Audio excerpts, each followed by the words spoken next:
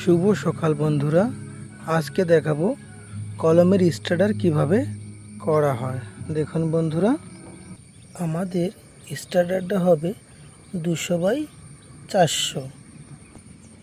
এভাবে মার্কিং করার পরে রাইট অ্যাঙ্গেল দিয়ে দাগ কেটে নেবেন। তারপরে মেশিন দিয়ে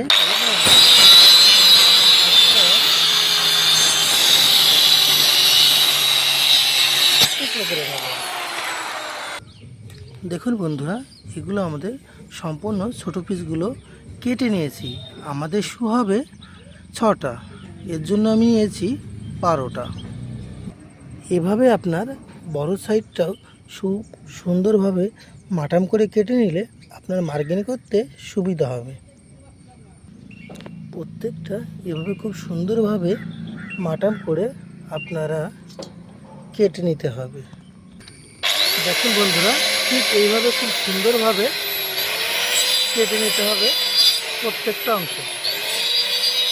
আমাদের স্টার্টারের জন্য বন্ধুরা, স্টার্টার করার জন্য যে সামানগুলো দরকার: মেশিন, হাতুড়ি, টেপ, মাটাম আর কাঠ।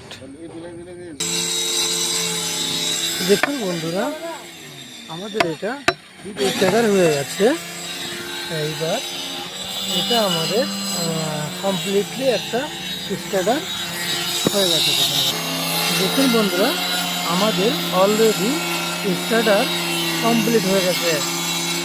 প্লাই কাটিংয়ের সঠিক প্রক্রিয়া, এভাবে প্লাই কাটলে প্লাই কোনো বেস্ট হবে না।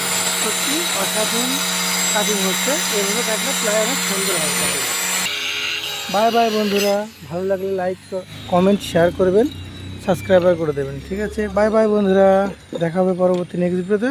তত সময় সুস্থ থাকুন, ভালো থাকুন, এই বলেই আমার ভিডিও শেষ করছি।